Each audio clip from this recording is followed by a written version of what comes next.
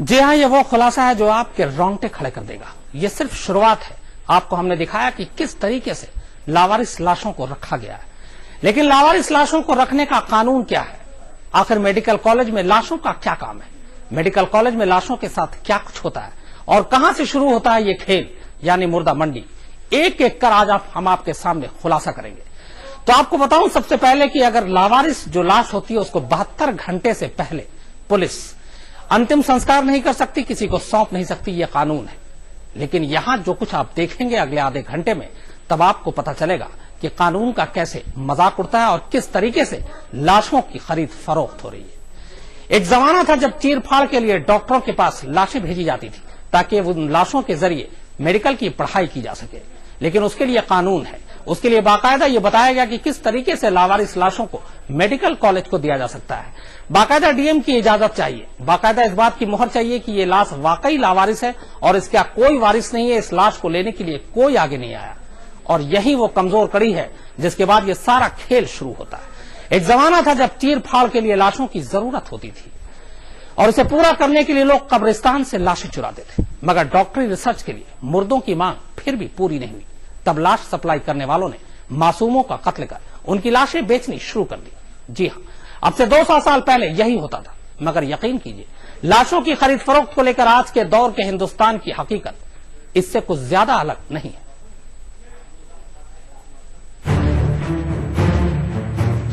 राजस्थान के श्रीगंगानगर जिले की ये वो कोतवाली है जिसके पुलिस वालों पर इस मुल्क के सबसे घिनौने और शर्मनाक जुर्म का इल्जाम है। इस कोतवाली के पुलिस वालों पर इल्जाम है कि उन्होंने रुपयों के एवज में एक के बाद एक इंसानी लाशों का सौदा किया। न सिर्फ सौदा किया बल्कि मर चुके लोगों की लाशें उनके घर वालों को सौंपने के बजाय उसे लावारिस साबित कर मेडिकल कॉलेज के दलालों को बेच दिया।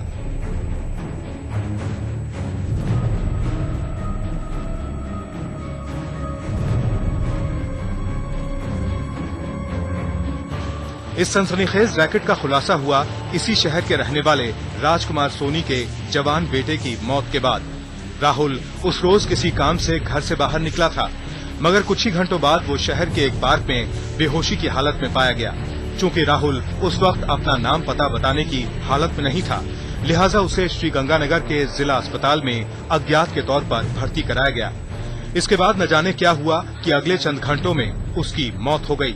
बस फिर क्या था, पुलिस ने उसकी लाश को लावारिस बताकर आनन फानन में लाश का सौदा कर लिया। ग्राहक था शहर का एक नामी प्राइवेट मेडिकल कॉलेज।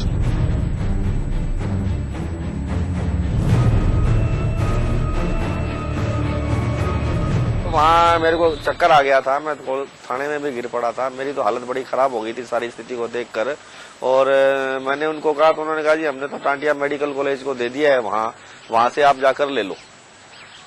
तो वो तो बहुत बड़ा सदमा था जी। आज तक भी वो मैं संताप और कष्ट झेल रहा हूँ। आज भी डिप्रेशन में रहता हूँ, दवाइयाँ खा रहा हूँ, शरीर में इतना बल और हिम्मत ही नहीं है जी। लेकिन पुलिस ने राहुल की लाश का पता उसके पिता को इतनी आसानी से नहीं बताया। बेटे को तलाशते राजकुमार सोनी जब अस्पतालों और थानों के चक्कर काटते काटते कोतवाली पहुंचे, तब उन्हें बताया गया कि उनके बेटे की लाश को लावारिस मानकर उसका अंतिम संस्कार किया जा चुका है।